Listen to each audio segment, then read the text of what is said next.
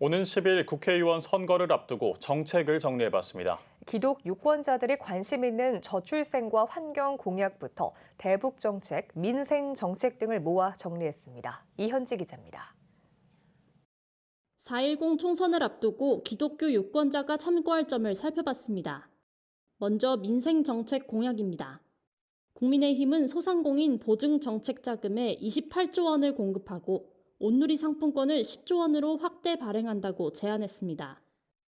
소상공인 업소 이용 시 50% 소득 공제, 지역 대학에 지역 상권 관련 학과를 신설해 일자리 창출 등을 제안했습니다.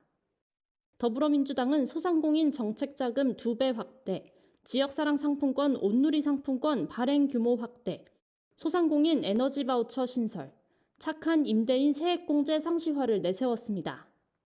저출생 정책은 어떨까?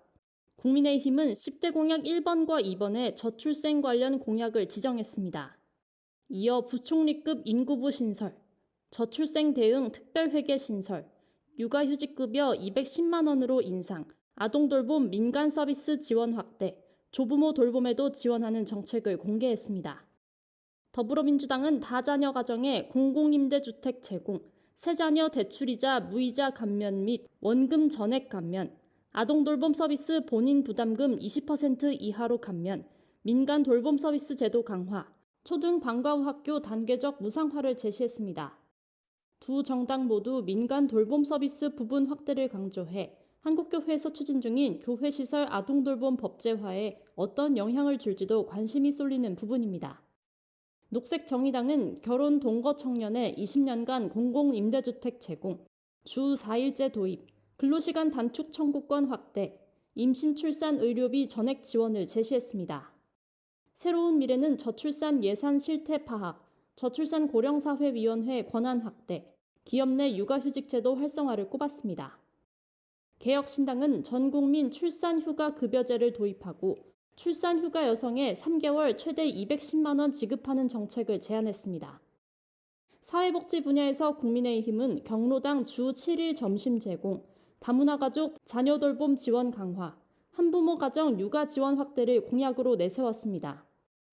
더불어민주당은 전국 경로당 주 5일 점심 제공, 주 4일 또는 4.5일제 도입 지원, 초등학생 과일 간식 사업 보건 확대를 발표했습니다.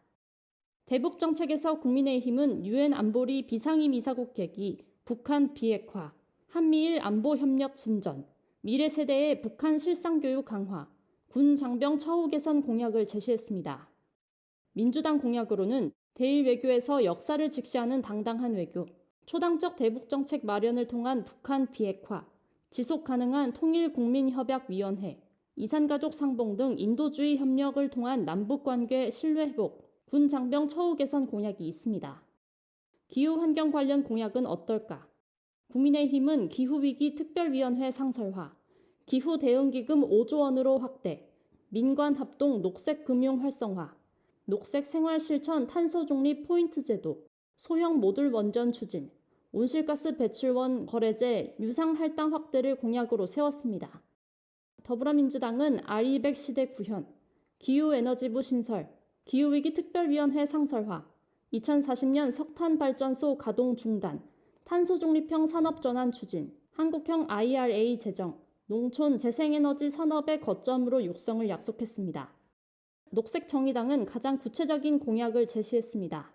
대중교통 월 1만 원 무제한 기후패스 도입, 2030 재생에너지 발전 비중 50%, 친환경 농업지율 50% 확대, 쌀은 100% 친환경, 화석연료 산업 초과 이윤의 50% 횡재세 도입, 한국전력 산하 5개 발전 자회사 통합, 에너지 공급제 공영화 등입니다.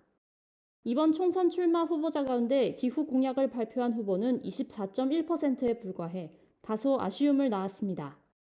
반면 그린벨트 상수원 고밀도 개발 규제 완화를 약속한 후보는 196명으로 반기후 공약 개발 공약은 훨씬 많았습니다. 4.10 총선이 다가온 가운데 이번 선거는 역대급 뜨거운 선거라는 등 수식어가 나오고 있습니다. 지역구별로 초박빙 경합인 곳이 많아 한 표의 중요성이 어느 때보다 강조되고 있습니다. 특히 기독교인은 사회 속에서도 기독교인의 신앙적 가치관을 잘 적용할 수 있는 후보자와 정책을 기대하고 있습니다.